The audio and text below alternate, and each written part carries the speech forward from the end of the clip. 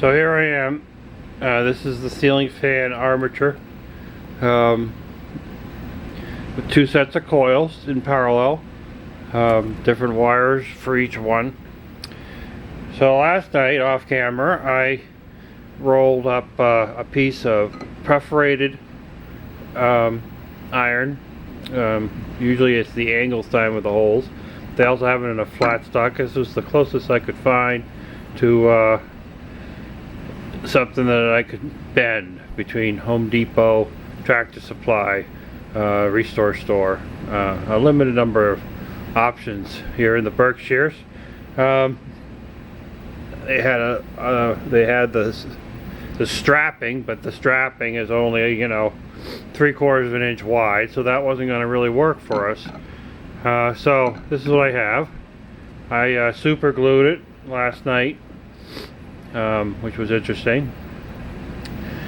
And so these are the pieces I have left. This is what was in there before. Of course, it's not going to fit in there now. Some kind of weird sort of magnet in there, but it's not a magnet I can think of.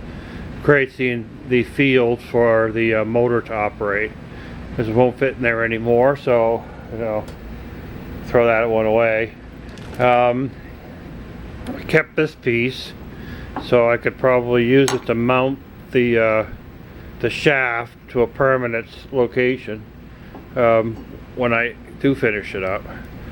And of course, this is the other side of the clamshell, which I'll be needing that.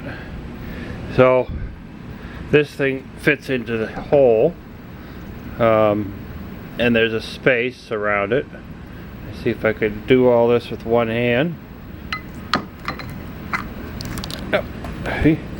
So there's a space, and build that up with some magnets, put it together, and mount it somewhere, generate some electricity. Now, if you take your own apart, you're going to notice that the wiring is very thin. So this is probably, maybe, I'm guessing, 22 gauge. Could be smaller than 22 gauge. Maybe I'll find one of those cheap tools that you could just check the wire size, but it could be smaller, which means the amperage from this is not going to be very high.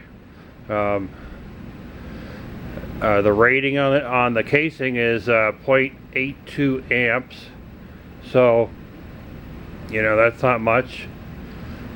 And at 24 volts, who knows? It might be something to play around with, but the thing is that I haven't been able to locate the magnets. Walmart says they carry them, but the two stores in the area, one store is out of them, the other one says they have 3, which would be 12, which isn't enough, but they don't have any inventory. So either someone put them in their pockets and walked out, or they just don't have good inventory control. So the question is, do I spend the money on magnets for this project, or do I just move forward to the building my own PMA, which would really be useful on my water wheel and other projects. So I'll have to see what I can figure out. Maybe I can find even still, Walmart's only going to have 3 or 4 of them on their rack, so I'm going to have to scoot around to a whole bunch of Walmarts, which costs money in gas, and that Berkshires are not close by, so it's probably cheaper just to order a boatload of them from a website and then see where I go. But this is just a quick update, and at least it's a good learning experience, because you just get to pull it apart, look at it, play around with the windings, see how it's made. And it would be a cheap way to make a bunch of these if you have a way of generating electricity. Let's see what happens in my next video, won't we?